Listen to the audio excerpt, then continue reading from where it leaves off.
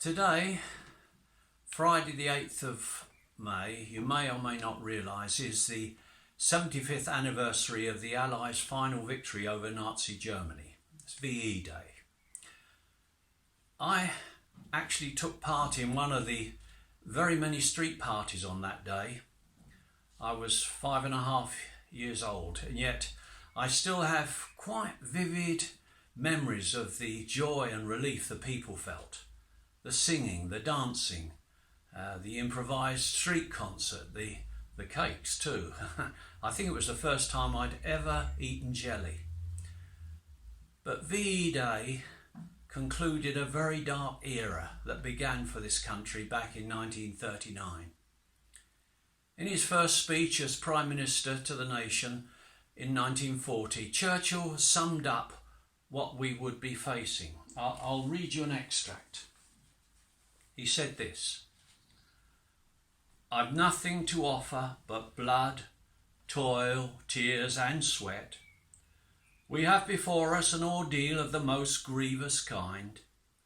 We have before us many, many long months of struggle and suffering. What is our policy?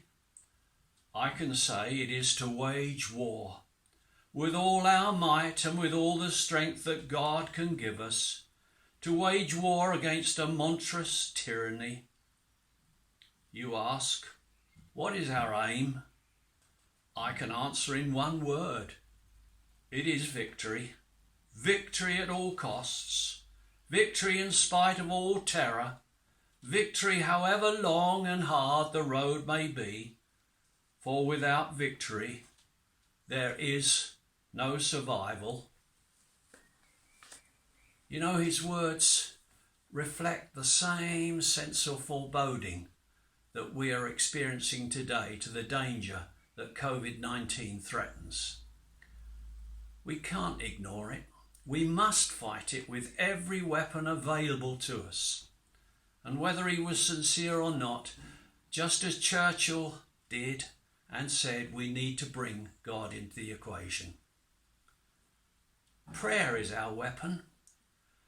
Prayer that God will sovereignly intervene, encouraging mankind to maintain sensible separation and to heed the advice of the experts and refrain from congregating together.